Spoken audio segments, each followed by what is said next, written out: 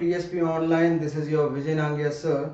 तो बच्चों आज हम लोग स्टार्ट करेंगे क्लास 12th का मैक्रो इकोनॉमिक्स। इससे पहले बच्चों आपने क्लास 11th में पढ़ा था माइक्रो इकोनॉमिक्स, तो अब हम लोग क्लास 12th में आ गए हैं। अब हम लोग पढ़ेंगे बेटा मैक्रो इकोनॉमिक्स। सबसे पहले बेटा किसी भी क्वेश्चन में क्वेश्चन ये अराइज होता है कि बेसिकली बेटा मैक्रो इकोनॉमिक्स होता क्या है। मैक्रो इकोनॉमिक्स क्या होता है बेटा? Macroeconomics is the study of the economy as a whole and deals with the broad economic aggregates such as national income, aggregate demand, journal price level and the total employment। देखो बेटा class 11th में आप लोगों ने पढ़ा था micro economics के बारे में। माइक्रो इकोनॉमिक्स के बारे में अगर मैं सिंपल वर्ड्स में बात करूं तो सिर्फ होता है कि इंसान सिर्फ अपने बारे में सोच रहा है। मैक्रो इकोनॉमिक्स का मतलब होता है सबके बारे में सोच रहा है। जैसे कि यहाँ पे हम बड़ी ब्रॉड इकोनॉमीज के बारे में, बड़ी ब्रॉड प्रॉब्लम्स के बारे में बात करते थे, जैसे नेशनल इनकम, पूरे देश की इनकम या पूरे देश की अनएम्प्लॉयमेंट प्रॉब्लम। कैसे? जैसे मैंने भी आपसे एक बात करी है कि माइक्रो के बारे में मतलब होता है सिर्फ अपने बारे में सोचना, मैक्रो का मतलब होता है सबके बारे में सोचना। कैसे? जैसे मैं एक छोटा सा एग्जांपल देता हूँ बेटे। हम ये सोचते हैं कि हम सेविंग्स करेंगे। सेविंग्स करना बहुत अच्छी बात है, बचत करना बहुत अच्छी बात है। हमने सोचा कि हम सेविंग स्टार्ट करते हैं, सेविंग्स हमारी बेटा इंक्रीज हो गई, ठीक है बेटा। बट सेविंग जब हम इंक्रीज करेंगे इसका मतलब यह है कि खर्चे हम अपने कम कर देंगे। खर्चे हम अपने कम कर देंगे का मतलब है कि हम जो मार्केट में प्रोडक्ट्स वगैरह है उनकी जो डिमांड है वो हमारी कम हो जाएगी, ठीक है। डिमांड जो प्रोडक्ट्स की है बेटे वो कम हो जाएगी, यानी कि डिक्रीज हो जाएगी। अब प्रोडक्ट की जो डिमांड है वो हम डिमांड जब हम कम कर देंगे और जो शॉपकीपर्स में या जो भी सेलर्स हैं उन्होंने तो स्टॉक मंगा के रखा हुआ सेल करने के लिए, तो उनका जो है स्टॉक क्योंकि सेल नहीं होगा तो जो उनका स्टॉक है वो बेटे इंक्रीज हो जाएगा। स्टॉक यानी कि स्टॉक जो है वो आपका इंक्रीज हो जाएगा। स्टॉक इंक्रीज होने से क्या है कि वो पीछे से, क्योंकि गुड्स तो उन्होंने आपके लिए मंगाए थे, जब आपने डिमांड ही कम कर दी तो स्टॉक तो उनके पास ऑटोमेटिकली इंक्रीज हो गया। तो जब स्टॉक इंक्रीज हो गया और डिमांड कम हो गई है तो वो मार्केट से और मतलब अपने सप्लायर्स को या प्रोड्यूसर्स को और ऑर्डर्स ही नहीं देंगे। और जो प्रोड्यूसर्स हैं जब उनको ये दिखेगा कि उनके प्रोडक्ट की डिमांड कम हो गई है, डिमांड जो है वो कम हो गई है, प्रोडक्शन उनको कम करनी पड़ेगी। अब प्रोडक्शन डिक्रीज हो गई है तो वो ये सोचेंगे क्योंकि अब प्रोडक्शन डिक्रीज हो गई है तो जो हमारे पास एम्प्लॉयज या वर्कर्स वगैरह काम कर रहे हैं उनको हम क्यों रखें, उनको वो निकालना शुरू कर देंगे। तो अब क्या होगी, ऐसे समस्या में प्रॉब्लम शुरू हो जाएगी अनएम्प्लॉयमेंट की। देखा, आपने सेविंग करनी शुरू करी थी वो अच्छी बात थी, पर आपकी सेविंग्स वाली जो प्रॉब्लम है वो लेके चली, आपकी सेविंग जो आपके लिए अच्छी बात थी पर वो चीज लेके चली गई नेशनल प्रॉब्लम यानी कि अनएम्प्लॉयमेंट में। तो बेटा यही है बेटा मैक्रो इकोनॉमिक्स, ठीक है बेटा। चलिए हम लोग आगे चलते हैं, बात करेंगे प्रोडक्शन प्रोसेस के बारे में। बेटा प्रोडक्शन प्रोसेस जो है वो एक कंप्लीट साइकिल है। हम अपने फैक्टर्स ऑफ प्रोडक्शन कौन कौन से होते हैं बेटा? वो होते हैं बेटा land, labour, capital and enterprise. वो है बेटा land, labour, capital and enterprise. हम इन चारों फैक्टर्स ऑफ प्रोडक्शन को यूज करके गुड्स और सर्विसेज प्रोड्यूस करते हैं और अल्टीमेटली हम आगे इन सारी चीजों को फॉरवर्ड करते हैं। हम इसे सोसाइटी से इनपुट्स लेते हैं और इसी सोसाइटी को ही वापस हम आउटपुट्स देते हैं। तो इस कंप्लीट चेन को हम नाम देते हैं बेटा प्रोडक्शन प्रोसेस का। अब आप पढ़ेंगे बेटा डिफरेंट काइंड्स ऑफ गुड्स के बारे में। गुड्स का मतलब वो हो गया goods, different kinds of goods का मतलब, अब डिफरेंट काइंड्स ऑफ गुड्स में आपके बेटा दो तरीके के गुड्स आते हैं। पहला आता है बेटा आपका इंटरमीडिएट गुड्स, यानी कि जो प्रोडक्शन प्रोसेस में काम में देते हैं, जो सेमी फिनिश्ड प्रोडक्ट्स हो सकते हैं, जो जिसको हम आगे फर्दर प्रोडक्शन प्रोसेस में यूज करते हैं। दूसरा होता है बेटा फिनिश्ड प्रोडक्ट्स, फिनिश्ड प्रोडक्ट्स या फाइनल प्रोडक्ट्स। फाइनल प्रोडक्ट्स का मतलब which are ultimately direct available for use. ये भी बेटा दो तरीके के होते हैं। पहला होता है बेटा कंजम्पशन गुड्स यानी कि कंज्यूमर गुड्स, दूसरा होता है बेटा कैपिटल गुड्स। इनके बारे में बेटा हम आगे डिटेल में पढ़ेंगे। सबसे पहले बेटे बात करेंगे हम कि इंटरमीडिएट बेटा गुड्स क्या होते हैं। इंटरमीडिएट गुड्स क्या होते हैं बेटा? इंटरमीडिएट गुड्स वो गुड्स होते हैं जिनको या तो हमने रीसेल पर्पस के लिए खरीदा है या फिर हम उनसे आगे फर्दर प्रोडक्शन करेंगे। बट ये सारी चीजें होनी चाहिए बच्चे सेम ईयर के अंदर में। जैसे मैं आपको एक एग्जांपल देता हूं। फॉर एग्जांपल आपने जैसे देखा होगा कि Delhi milk scheme. Delhi milk scheme क्या है कि आपको मिल्क वगैरह पैक करके और जितने भी इनके मिल्क बूथ्स हैं, जो इनके रजिस्टर्ड मिल्क बूथ्स हैं, वहां पे सप्लाई करता है। तो वहां पे क्यों सप्लाई करता है? क्या वो मिल्क बूथ्स इसको अपने पर्सनल कंजम्पशन में लेते हैं? नहीं बच्चों, मिल्क बूथ्स इसको आगे रीसेल करते हैं। Got it? और यही मिल्क आगे कई बार स्वीट शॉप्स वगैरह पे भी जाता है, या उनके पास भी जाता है जो मिल्क प्रोडक्ट्स में डील करते हैं। अल्टीमेटली वो इसको एज अ रॉ मटेरियल लेके इसको फिनिश प्रोडक्ट में कन्वर्ट करते हैं। ठीक है, बट एक बात को याद रखिएगा, इन गुड्स को हमें कन्वर्ट करना होता है सेम ईयर में। अगर सेम ईयर में कन्वर्ट हो गए तो ठीक है, अदरवाइज अगर वो प्रोडक्ट अनयूज्ड रह गया, मतलब कि अनप्रोड्यूस्ड रह गया, उससे प्रोडक्शन नहीं हुई, तो हम उनको फाइनल गुड्स ही ट्रीट करते हैं, चाहे वो गुड्स हमारे पास जिस भी मर्जी कंडीशन में क्यों ना हो, अवेलेबल हो। बात करेंगे बेटा इसके बाद आपके फाइनल गुड्स। फाइनल गुड्स का मतलब होता है बेसिकली वो goods which are ready for use और which are meant for the investment. ठीक है बेटा, जैसे कि गुड्स हम जो परचेज करते हैं, they are meant for the final production, final consumption. जैसे कि मैं यहां पे बात करूंगा फाइनल कंजम्पशन, जैसे कि मिल्क हमारे पास आया था, हमने उसको डायरेक्टली कंज्यूम कर लिया, हमने उससे आगे कोई फर्दर प्रोसेसिंग यानी कि फर्दर प्रोडक्शन नहीं करी है बेटा। इस बात को याद रखिए, हम लोग जो दूध अपने घरों में यूज कर रहे हैं वो हमारे लिए फाइनल प्रोडक्ट है। बट एक ऐसे बंदे जो मिल्क प्रोडक्ट्स में डील करते हैं, या जैसे फॉर एग्जांपल अगर हमने कोई मशीनरी परचेज करी है, तो मशीनरी जो परचेज करी है वो हमारी कैपिटल फॉर्मेशन का काम करती है या इन्वेस्टमेंट का काम भी करती है। गॉट इट बेटा? फाइनल गुड्स की जो इनकम है, फाइनल गुड्स का जो टोटल है, समेशन है, हम उसको नेशनल इनकम के अंदर भी लेते हैं। कैसे बेटा, इसके बारे में मैं अभी आपसे आगे डिस्कस करूंगा।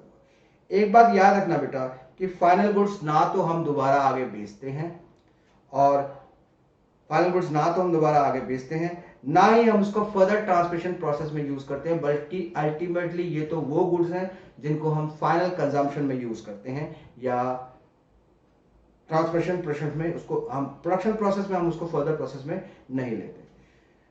बेटे बात करेंगे इसके बाद प्रोडक्शन बाउंड्री की। प्रोडक्शन बाउंड्री का मतलब होता है प्रोडक्शन लिमिटेशंस, प्रोडक्शन सेटिंग्स। देखो बेटा क्या होता है सिस्टम, एक क्या होता है कि हम एक बात करते हैं, ये शुरू होती है एक चेन से, एक सिस्टम होता है बेटा। एक किसान अपने खेतों में अनाज उगाता है, यानी कि वीट उगाता है, और वीट की कटाई करके वो क्या करता है, वो फ्लोर ओनर को दे देता है बेटा। ठीक है, फ्लोर ओनर गेहूं से आटा निकालता है, और उस आटे को एक किसान ने 5 रुपए केजी में मिल ओनर को वीट बेचा था, और उसने उस चीज से आटा निकाल के, अपने लेबर कॉस्ट निकाल के, आगे उस चीज को उसने बेकरी वाले को बेच दिया बेटा। बेकरी वाले ने उससे बनाई बेटा ब्रेड, और उस ब्रेड को 18 रुपीज में आगे रिटेलर को बेच दिया, जिससे कि जैसे कि जिन रिटेलर्स वो हो गए जिनसे हम और आप लोग सामान खरीदते हैं, शॉपकीपर्स जो हमारे एरियाज में होती हैं। हम क्या करते हैं, वही रिटेलर हम लोगों को यानी कि फाइनल कंज्यूमर को अल्टीमेटली वही ब्रेड 25 रुपीज की बेचता है। तो बेटा ये एक प्रोडक्शन चेंज है जो चलती रहती है, हर एक बंदा अपने लिमिटेशंस के बहुत आगे सप्लाई करता रहता है, ये एक सप्लाई चेन फॉलो होती है, प्रोडक्शन प्रोसेस ये पूरा फॉलो होता है। ठीक है, और यही चीज हमारी आगे प्रोडक्शन बाउंड्री को बेटा कंप्लीट करती है। इस बात को याद रखना बेटा, ये सारी चीज हमारी प्रोडक्शन प्रोसेस को कंप्लीट करती है। और ये जो बेटा 25 रुपीज है ना, यही हम कंसिडर करते हैं बेटा नेशनल इनकम है। नेशनल इनकम में बेटे हमारी टोटल जो है, जो लास्ट पेमेंट होती है वो कंसिडर होती है। अब आप देखो इस 25 रुपीज में सारे आ गए बेटा, जो रिटेलर को हमने दिए थे, जो रिटेलर ने 18 रुपीज में, सॉरी जो कंज्यूमर ने 25 रुपीज दिए थे रिटेलर को, रिटेलर ने अपना प्रॉफिट निकाल लिया था 7 रुपीज का, उसने 18 रुपीज का पीछे से खरीदा था, और उसने पीछे से अपना क्या नाम है ये 8 रुपीज का चैन बना, मतलब 5 से 8, 8 से 18, 18 से 25। तो इसमें टोटल जब हमने 25 रुपीज को नेशनल इनकम में कंसिडर किया, तो ऑटोमेटिकली सारी की सारी चीजें बाय चेन अपने आप नेशनल इनकम में शो हो गई बेटा। ठीक है बेटा, चलिए हम लोग बात करते हैं बेटा आगे की, आगे चलते हैं। मैं बेसिक से आपको टिप्स देने की कोशिश करूंगा, जिससे आपको ये क्लियर हो जाएगा कि इंटरमीडिएट गुड्स और फाइनल गुड्स के अंदर में बेसिकली फर्क क्या है बेटा। इंटरमीडिएट गुड्स क्या होते हैं बेटा? देखो बेटा, इंटरमीडिएट गुड्स को याद रखने का तरीका आपको बता रहा हूं। इंटरमीडिएट गुड्स का मतलब होता है जिसकी अभी फर्दर प्रोसेसिंग होनी बाकी है, और जिनको हमने बेसिकली रीसेल करना होता है बेटा सेम ईयर में, जिनको हमने रीसेल करना होता है बेसिकली बेटा सेम ईयर में। इस बात का बेटा ध्यान दीजिएगा। बात करूंगा फाइनल अकाउंट्स की, फाइनल गुड्स की। फाइनल गुड्स के अंदर में क्या होता है बेटा, फाइनल गुड्स के अंदर में क्या होता है बेसिकली, ये हम अपने पर्सनल यूज के लिए लेते हैं बेटा, ध्यान रखिएगा, हम लोग ये चीज अपने पर्सनल यूज के लिए लेते हैं। और उसके बाद बात करूंगा, और ये चीज हम आगे इन्वेस्टमेंट पर्पस के लिए भी याद रखते हैं, ठीक है। यहां पे बेटे एक क्वेश्चन राइज होता है, क्या at the one same movement can the product be a final और अ इंटरमीडिएट? तो इसका आंसर है बेटा yes. Yes, it depends upon the usage of that product. आपका डिपेंड करता है कि उस गुड्स का आप क्या यूसेज करते हो। जैसे फॉर एग्जांपल मैंने आपको पीछे एक मिल्क का एग्जांपल लिया था, अगर हम मिल्क को डायरेक्टली कंज्यूम कर लेते हैं तो बेटा वो हमारे लिए फाइनल प्रोडक्ट हुआ। बट अगर हम उसी मिल्क से आगे मिल्क प्रोडक्ट्स बना के फिर बेचते हैं तो बेटे वो हमारे लिए इंटरमीडिएट गुड्स हुआ।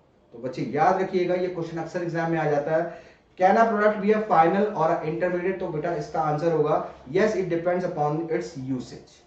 बात करूंगा बेटे difference between the final goods and the intermediate goods. Final goods और इंटरमीडिएट गुड्स के बीच का बेटा क्या डिफरेंस है? सबसे पहले तो डिफरेंस है बेटा इनके नेचर में। नेचर का मतलब क्या हो गया बेटा, फाइनल गुड्स जो होते हैं अल्टीमेटली हमारी फाइनल कंजम्पशन में ही यूटिलाइज होते हैं, और बेसिकली इंटरमीडिएट गुड्स से तो अभी हमें फर्दर प्रोडक्शन करनी होती है बेटा। याद रखिएगा, इंटरमीडिएट गुड्स से तो हमें फर्दर प्रोसेसिंग करनी होती है। Is it clear to you बेटा? बात करूंगा उसके बाद नेशनल इनकम की। नेशनल इनकम में बेटा क्या क्या आ जाता है? फाइनल गुड्स को हम हमेशा से नेशनल इनकम में कंसिडर करते हैं, बट इंटरमीडिएट गुड्स को हम कभी भी नेशनल इनकम में कंसिडर नहीं करते, ठीक है, क्योंकि अभी इनकी फर्दर प्रोडक्शन होनी बाकी है। Sale, final goods are not meant for the resale purpose, but intermediate goods are always available for the resale purpose. Got it beta? Intermediate goods are always available for the resale purpose. बात करूंगा इसके production boundary की। बेटे final goods जो होते हैं वो production boundary की स्टेज को क्लियर कर चुके होते हैं, बट इंटरमीडिएट गुड्स अभी प्रोडक्शन बाउंड्री के अंदर में ही होते हैं, अभी इनका फाइनल प्रोडक्शन नहीं हुआ है। गॉट इट बेटा? चलिए हम लोग आगे चलते हैं बेटा। Final goods is again of beta two types. Final goods is again of beta two types. पहला है बेटा कंजम्पशन गुड्स और द कंज्यूमर गुड्स, और दूसरा है बेटा इसका कैपिटल गुड्स। देखो बेटा कैपिटल गुड्स कौन से गुड्स होते हैं? कैपिटल गुड्स वो गुड्स होते हैं जिनको हम अल्टीमेटली प्रोडक्शन रिलेटेड एक्टिविटीज में कंसीडर करते हैं। बेटे पहले बात करूंगा कैपिटल गुड्स के बारे में। कैपिटल गुड्स बेसिकली हमारे वो गुड्स होते हैं जिनको हम प्रोडक्शन रिलेटेड एक्टिविटीज में कंसीडर करते हैं। जैसे कि बेस्ट एग्जांपल इसका हो सकता है बेटा मशीनरी, फिक्स एसेट्स जैसे कि लैंड, प्लांट एंड मशीनरी इसका बेस्ट एग्जांपल हो सकता है, जिससे हम रिपीटेडली बार बार प्रोडक्शन करते हैं बेटा। याद रखिएगा बेटा, जिससे हम रिपीटेडली बेटा बार बार प्रोडक्शन करते हैं, ठीक है। एक बात याद रखिएगा, इसको कभी भी भगवान ने बना के नहीं भेजा है, इसको तो हम इंसानों ने डेवलप किया है, मशीनें हमने इंसानों ने तो बनाई है बेटा। ऐसा होता है कि इसका रॉ मटेरियल, अगर स्टॉक का raw material, work in progress और फिनिश गुड्स अगर बचा हुआ है, गॉट इट, साल के एंड तक भी अगर बचा हुआ है तो वो भी कैपिटल गुड्स का पार्ट हो जाते हैं बेटा। इस बात को ध्यान रखिएगा। ये ऐसे गुड्स होते हैं जिनको हम साल के बाद या तो हमारी रिपेयर्स की जरूरत पड़ती है या हम उनको रिप्लेस करते हैं, और कई बार साल के बाद यूसेज जो होता है इनका बेसिकली वो वर्ड कहलाता है बेटा डेप्रिसिएशन। इसके बारे में आप आगे जाके पढ़ेंगे। जैसे फॉर एग्जांपल अगर हमने 10 लाख रुपीस की कोई कार परचेज करी है, 10 लाख की कोई कार परचेज करी है, तो नेक्स्ट ईयर वो हो जाएगी बेटा 8 लाख की। तो ये जो 2 लाख रुपीस का है वो है बेटा उसका यूसेज या उसका depreciation. Is it clear to you? सारी मशीनें, सारे इक्विपमेंट जितने भी बेटा हम फैक्ट्री में यूज कर रहे हैं, इवन इंक्लूडिंग वो फैक्ट्री भी उस कैपिटल गुड्स का बेटा पार्ट हो जाती है जहां पे बेटा हम प्रोडक्शन करते हैं, ठीक है बेटा। चलिए बेटे हम आगे चलते हैं बेटा कंज्यूमर गुड्स के अंदर में। कंज्यूमर गुड्स के अंदर में बेसिकली कौन से गुड्स आ जाते हैं? कंज्यूमर गुड्स के अंदर में बेटे वो गुड्स आ जाते हैं जिनको अल्टीमेटली डायरेक्टली कंज्यूमर यूज करता है पर्सनल यूज के लिए, या जो गुड्स हमारे रेडली अवेलेबल होते हैं जिनको रेडी फॉर कंजम्पशन, ठीक है बेटा। चाहे उन गुड्स को हम कई सालों तक इस्तेमाल करें, चाहे कुछ समय के लिए इस्तेमाल करें, चाहे वन टाइम इस्तेमाल करें, ये सारे के सारे आ जाते हैं बेटा कंज्यूमर गुड्स के अंदर। इनको हम डिफरेंट डिफरेंट कैटेगरीज में स्पेसिफाई करते हैं। कैसे करते हैं इसके बारे में मैं आपसे अभी बात करता हूं बेटे। कंज्यूमर गुड्स जो होते हैं बेटे वो हमारे 4 तरीके के होते हैं बेटा। कंज्यूमर गुड्स जो होते हैं बेटे वो हमारे 4 तरीके के होते हैं। पहला है बेटा ड्यूरेबल गुड्स, दूसरा है बेटा सेमी ड्यूरेबल गुड्स, तीसरा है बेटा नॉन ड्यूरेबल गुड्स और चौथा है बेटा सर्विसेज। तो मैंने आपको बताया बेटा पहला है ड्यूरेबल गुड्स, दूसरा है सेमी ड्यूरेबल गुड्स, तीसरा है नॉन ड्यूरेबल गुड्स और चौथा है बेटा सर्विसेज। तो इनके बारे में मैं आपसे बात करता हूं बेटा। सबसे पहले बेटा ड्यूरेबल गुड्स के अंदर में क्या क्या आता है। ड्यूरेबल गुड्स को जनरली मैं कैटेगराइज करता हूं कि सपोज हम उसको अराउंड 5 इयर्स और मोर देन 5 इयर्स यूज कर सकते हैं। इसका बेटा बेस्ट एग्जांपल होता है इलेक्ट्रॉनिक प्रोडक्ट्स जैसे कि furniture, television, fridge etcetera. Furniture, television, fridge etcetera. उसके बाद बात करूंगा बेटा सेमी ड्यूरेबल गुड्स के बारे में। सेमी ड्यूरेबल गुड्स के बारे में मैं ये कह सकता हूं जनरली 1 ईयर और little more.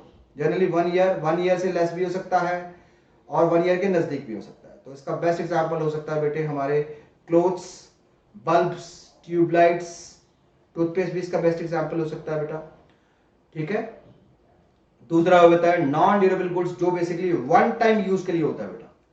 One time use के लिए होता है बेटा। Got it? जिसको हम एक ही बार में यूज कर लेते हैं जैसे कि petrol, diesel, oil, Coke and ice cream. जैसे ही बेटा गाड़ी में पेट्रोल डलवाया, आपने गाड़ी चलाई, तेल ऑटोमेटिकली खत्म होता जा रहा है। कोक आपकी पीते ही खत्म हो जाती है और आइसक्रीम आपकी बेटा खाते ही खत्म हो जाती है। तो ऐसा थोड़ी ना जो आइसक्रीम आपने खा लिया आप उसको दोबारा भी खा लेते हो।